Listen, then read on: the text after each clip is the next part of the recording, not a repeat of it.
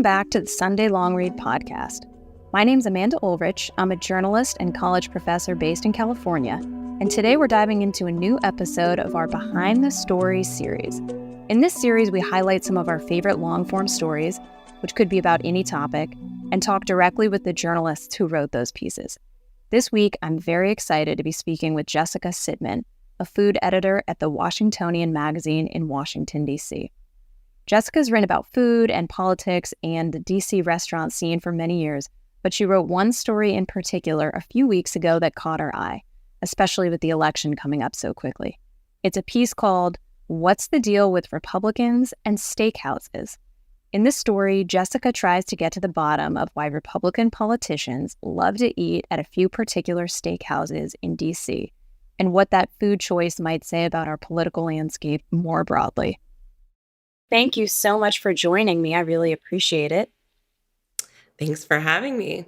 So I guess just to start off, it probably makes sense to, you wrote this article for the Washingtonian about kind of steakhouses in D.C., and these are the spots that Republicans tend to frequent. And then you actually spent a night there with a Republican lobbyist. Can you kind of, right off the bat, tell us what your impressions were that night? What was the scene like?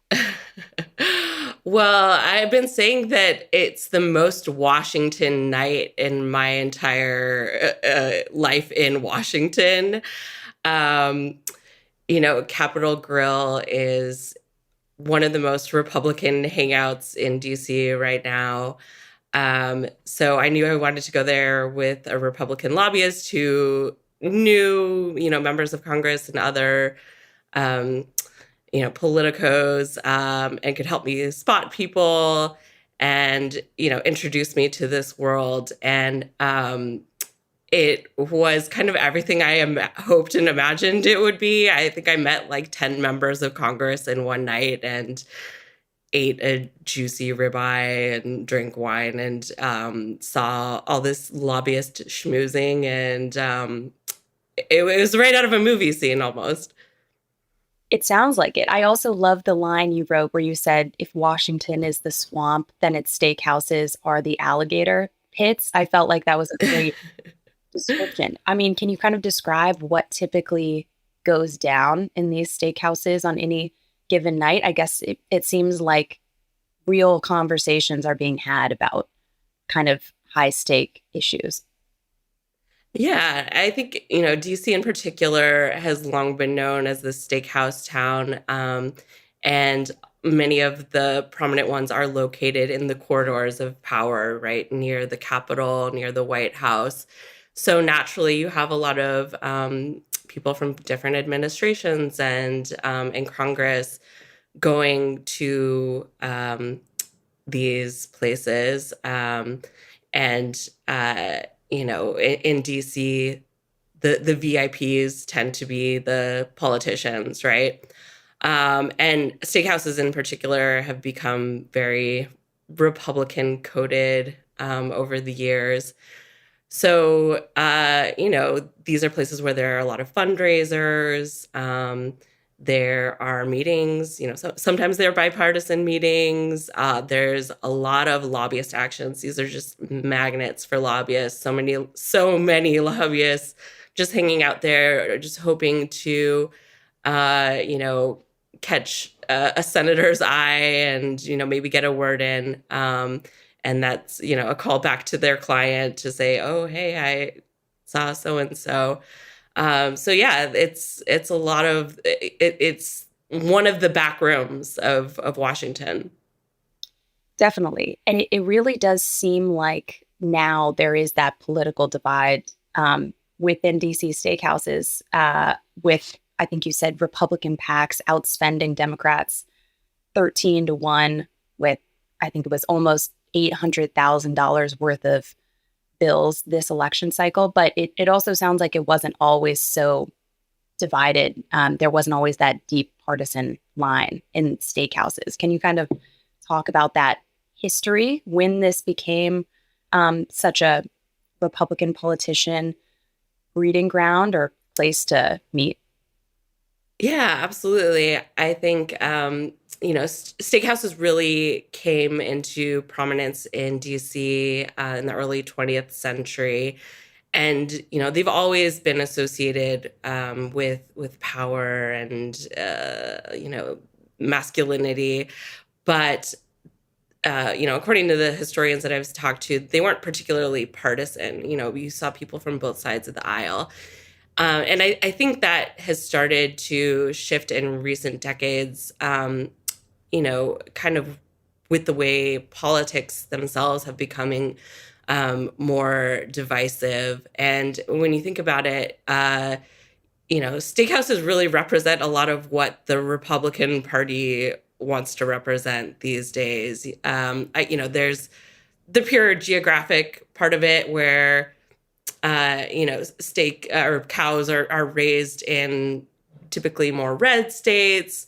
But also there are all these other layers of and values of tradition and masculinity. And, you've seen people like Trump, who is a well-known, well-done steak lover, saying, Kamala's coming for your beef. She doesn't want you to eat your red meat. And it's kind of become this part of the culture wars as well. Do you think the fact that, and I know you've noted in a lot of your articles that Trump only visited when he was in office one restaurant in DC, and that was the steakhouse in his own hotel. Do you think that contributed to the Republican steakhouse combo, or do you think it was kind of already starting to become a trend before that? Yeah, I think it was already a little bit starting to become a trend in years prior. Capitol Grill, which I read a lot about in the story, it opened the DC location in the same year that the Republicans took power of the House and Senate for the first time in 40 years.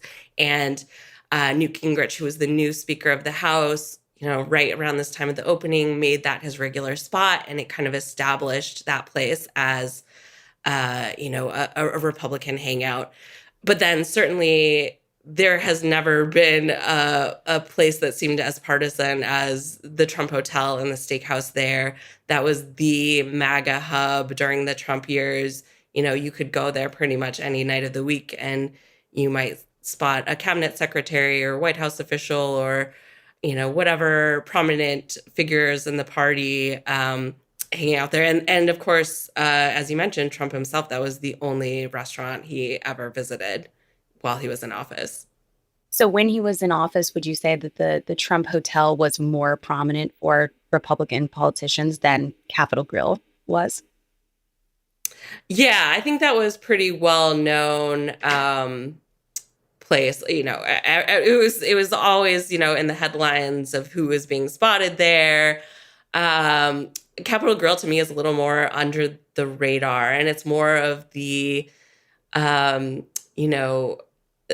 it's more of a congressional hangout because it's closer to the Capitol, and your chiefs of staff and figures like that. Whereas the Trump Hotel was really revolved around Trump. Yeah, definitely. I mean, so I feel like the logical question is, if Republicans in DC have steakhouses, then where do Democrats go? Is there as common of a place, a place that everyone agrees on is the go-to spot, or is it less clear on that side? Yeah, that's a really good question. And it was one that I was trying to ask people about. I don't think it's as easy to pinpoint. It's not like a specific cuisine or a specific place. I think in general, Democrats do tend to gravitate toward the newer, trendier places. And, especially when it comes to PAC spending, you see Democrats being a little more conscious of what kind of message it's sending when they visit a place and spend money at a place. So making a conscious effort to spend money at maybe a Black-owned restaurant or an immigrant-owned restaurant or a woman-owned restaurant and things of that nature. It's interesting that it seems like optics to the voter are coming into play more on that side versus Republicans. I mean, I guess either way, it's optics, which I know you talk about in your story about how this is all sending messages about, what that party, what that person represents. Yeah, well, even with the steakhouses, I think a lot of I was kind of worried when I started this story if I was going to be able to get a lot of Republicans to talk about how much they love steakhouses, and it turns out they love to talk about it. They were thrilled to talk about it, because it does send a certain message, to their own constituents, and in a lot of ways. The steakhouse is very America first, right? It's Americana at its core. Although, as I write in the story, never mind if the valets and the cooks are immigrants, but it does represent a lot of their values as well. For sure. Do you think there's a similar divide when it comes to drinks in DC? Is there a specific Republican drink, Democrat drink, or specific bars that are as partisan that you've seen, similar to restaurants? Yeah, I don't think quite as much. Over time, there have been some places. There was a bar called the Big Board in DC that was that flaunted the mask and vaccine mandates that DC had during the pandemic. And so it got a lot of attention from prominent Republicans who were, making an effort to go there and talk about it. But for the most part, I would say the DC is seen as a whole. You're going to see Republicans and Democrats at all kinds of places. There are only, a few pockets where it does start to feel partisan. And I saw your article that was listing the different election-themed pop-up bars. Yeah. But it seems like that's more catered, of course, not to politicians, to people who are looking to take a selfie or go to a themed bar before the election. But that is an interesting trend that those seem to have. Possibly. Yeah, we love our politically themed cocktails here in DC. And it's kind of amazing, anytime there's a major news headline, Trump is indicted, Joe Biden drops out of the race, Kamala Harris enters the race. Within an hour, somebody has a themed drink special ready to go. And that's just a very classic DC thing. The debate watch parties here are just insane. It's like the Super Bowl. People get so excited about it. And I'm not sure that's quite the same everywhere else in the country. I definitely don't think it is.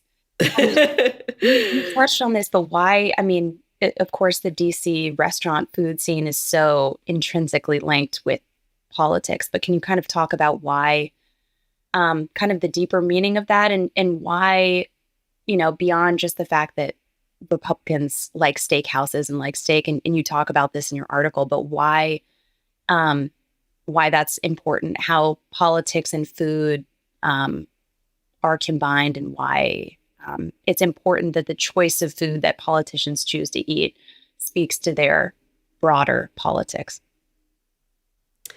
Yeah, I mean, this is a company town, and the company is the government. And so, a lot of people, even if they don't work for the federal government, they have jobs that rely on it or are tangential to it. And it's just, a population of people that, for the most part, do pay attention to the politics and the election. And as I was mentioning, the politicians are often the VIPs at the restaurants. I think where they go can be very telling.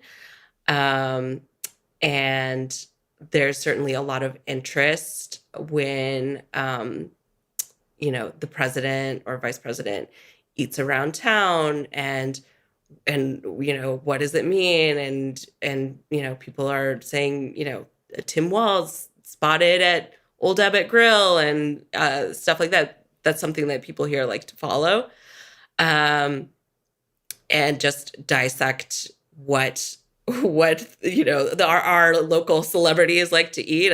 I remember one story where Joe and Jill Biden went to eat at an Italian restaurant, and they both ordered the same pasta dish. And people were just going crazy online discussing the idea of like them getting the same dish, versus getting other dishes that they could share, So, maybe in LA they care about what Angelina Jolie and Brad Pitt or whatever are eating, but here we care about Jill and Joe Biden. I actually didn't. I didn't think about that piece of it. I was thinking about the messaging of food and what food you eat, but also, of course, it's the humanization of, with that example, you're like, oh, they're just like us. What would I order at this restaurant? Do you think that's part of it? Is people are interested in that because it's, it's something that all of us have to do. We all have to eat all day long. It's something that's like ties us to these larger than life people. Yeah, absolutely. And, the thing I love about being a food writer specifically is that it does touch on all these different areas. My beat isn't just food. It's economics, it's business, it's culture, it's art, it's crime sometimes, it's politics. And so, it's something that everyone can relate to and touches on many different aspects of our lives. Hello, I'm Albert Samaha. I'm an award-winning journalist at the Washington Post, author most recently of the book Concepcion, and the guest editor of the Sunday Long Reads True Crime Spotlight newsletter. Check out our monthly newsletter, where I'm curating the best true crime stories, from thrilling narratives through little-known underworlds to investigations that expose corporate or police misconduct. You can subscribe at sundaylongread.com/truecrime. That's sundaylongread.com/truecrime. Hope you'll join us. Peace.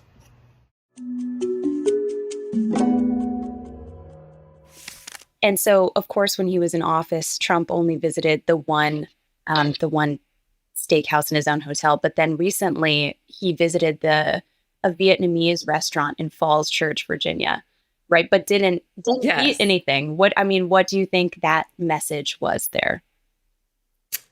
So, yes, for people who aren't from this area, that was a real shocker.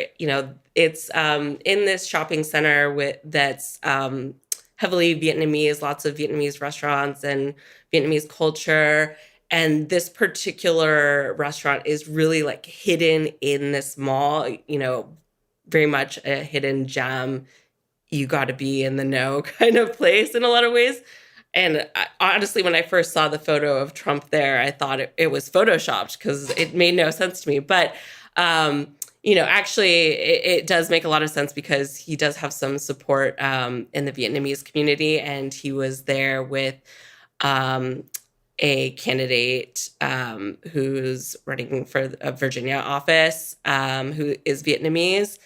And so I think, it was probably their idea to make a stop at that restaurant. And as far as I'm aware, he did not actually eat anything there. So I'm not sure it's that. He went there and he talked, but I don't believe he actually ate any of the food. That's very funny. So it's more about the overall optics than really digging into Vietnamese cuisine. Exactly. Well, of course, you've been covering this, but while Biden has been in office, what have his go-to spots been? It seems like he's kind of gone to the classic D.C. Established places. But what do you think his go-to spots say about how he's hoping to come across? Or,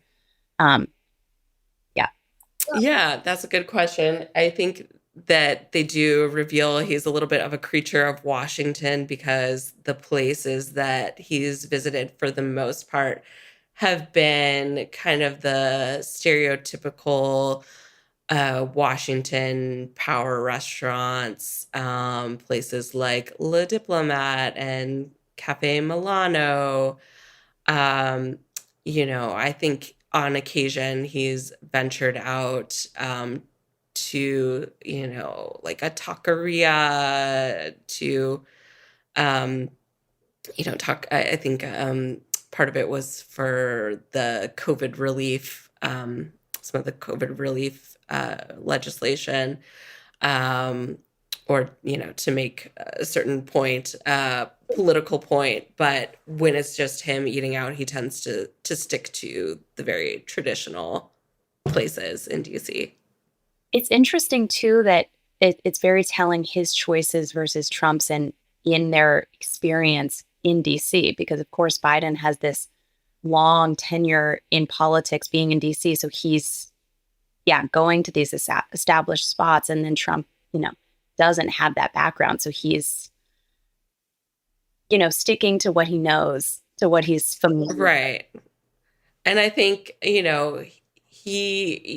Trump wants to go where he's going to find an adoring crowd, right? And he knew that if he went to his own hotel, obviously people are going to stand up and applaud when he walks into the steakhouse there. DC is a very blue city. So if he did that in pretty much any other restaurant, people would not be giving him that reception, to put it lightly. Right. And I think you maybe touched on this, but the idea of bump to restaurants when big name politicians visit. I think you mentioned the Obama bump phenomenon. Whenever he would visit a restaurant in DC when he was in office, that would, create a lot of buzz and people would flock to those restaurants. So is that, say, the ultimate goal for restaurant owners in DC, that a big name politician will show up? I think it depends who it is, right? And the Obamas, certainly had a lot of star power when they came to office, and the Obama administration just happened to coincide with this real boom in the DC food scene. So when he and Michelle would go out for date night, there was a lot of excitement about it, and people would want to go to that restaurant afterwards, and the businesses would see a big spike in traffic and sales in the weeks afterward. That was not true for Trump, and I don't really think that's true for Biden, just given I don't know that there's quite that same star wattage for Biden and the kind of places that he's going. But I do see, if Kamala Harris becomes president, she is someone who is also a real foodie. And I can see a similar Harris bump potentially if she's eating around town as president. I was actually going to specifically ask you about that. Do you think that's something that restaurant owners are thinking will happen, that she will kind of venture out because she's someone who's just, fashioned herself as a foodie and a good cook? Is that something that DC is thinking might happen if she's elected?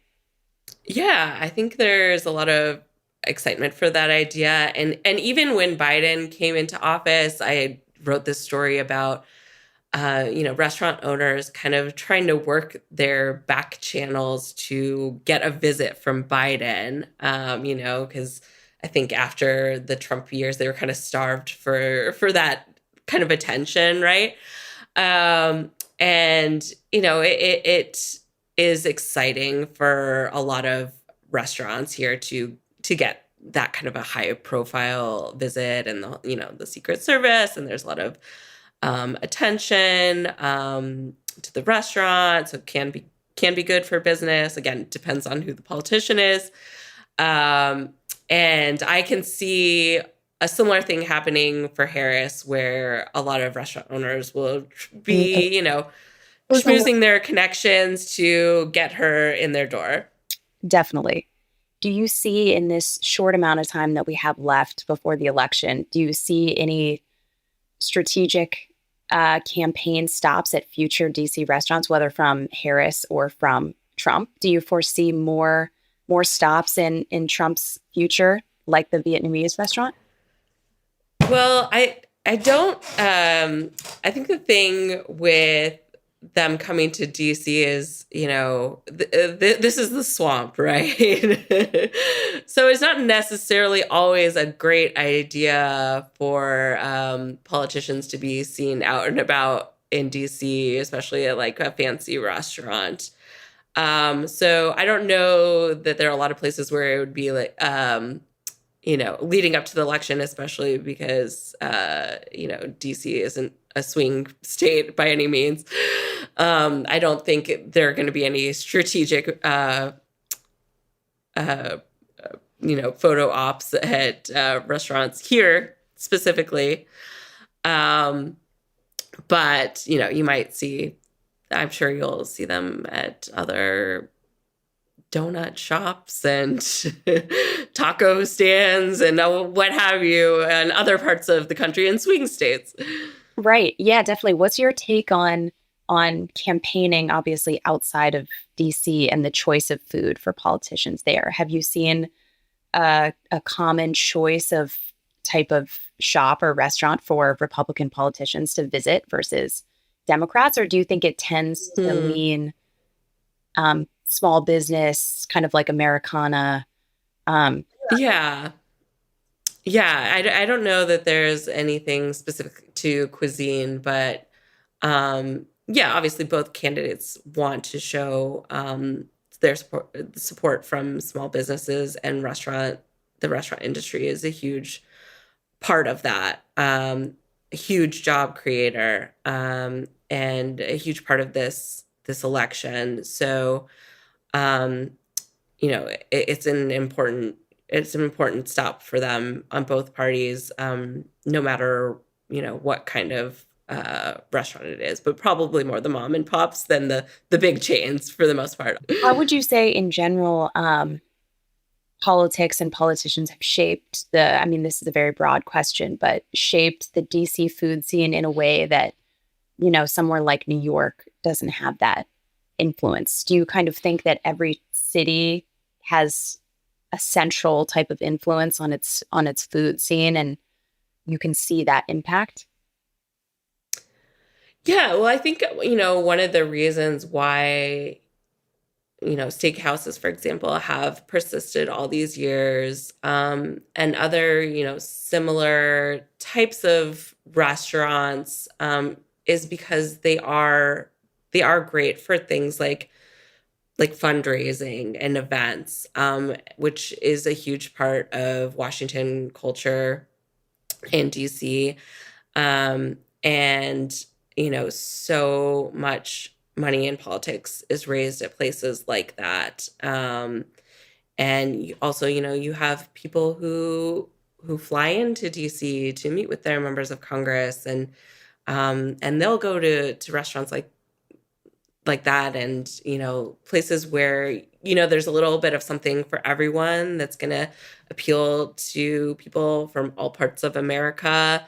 Again, those are places that you tend to find, around the Capitol, around the White House. But also, I do want to just say that DC has an amazingly diverse food scene. We have, amazing Ethiopian food, Salvadoran food, Korean. This is also very international city. And we have Michelin restaurants, high-end restaurants. Like, it's not all those, cookie cutter steakhouses, although those have their place as well. What, no matter what happens in the election, what do you see happening at Capitol Grill and other steakhouses? I guess, will the tone of who wins the election impact business there? Or do you think that at this point it's an establishment and it's probably going to continue to be successful among Republicans. Yeah, I think it's Capitol Girl specifically. That's a Washington establishment, and one of the Republican lobbyists in my story, he said, basically, it's like the Washington Monument. You just know it's always there. It's an institution in its own way, and so whether it might get a bump if there are more Republicans in town. But it will probably thrive just as well if, Democrats take over, and, maybe that's more of the safe space for them. So these places survive administration after administration, Republican or Democrat. It doesn't really matter. Definitely. Awesome. Thank you so much. I think it's fascinating to be, I think that for a lot of people, politics can feel kind of removed from their daily lives. And I think it's always interesting for people to think about what food politicians are eating and what that says about how they're hoping to come across and their messaging. So I think this is kind of a relatable thing for people who may not always dive into the nuts and bolts of policy and politics. Right. Yeah, I think definitely like what's unique about living here is, you might go to a Pilates class and see a member of Congress, or, just be in your neighborhood coffee shop and see a senator or, a White House official, and they're just people who live here. And so, like as a journalist in DC, that's also, we try to really cover official Washington meets hometown DC, and restaurants are a big place where that happens. Definitely. This episode of the Sunday Long Read podcast was produced by Matthew Whitehurst and me, Amanda Ulrich. The co-founders of the Sunday Long Read newsletter are Jacob Feldman and Don Van Natta Jr. If you like this episode, you can support us by following the Sunday Long Read on your favorite platform, and make sure to check out our newsletter if you haven't already. You can subscribe at sundaylongread.com/subscribe. Until next time, thanks for listening.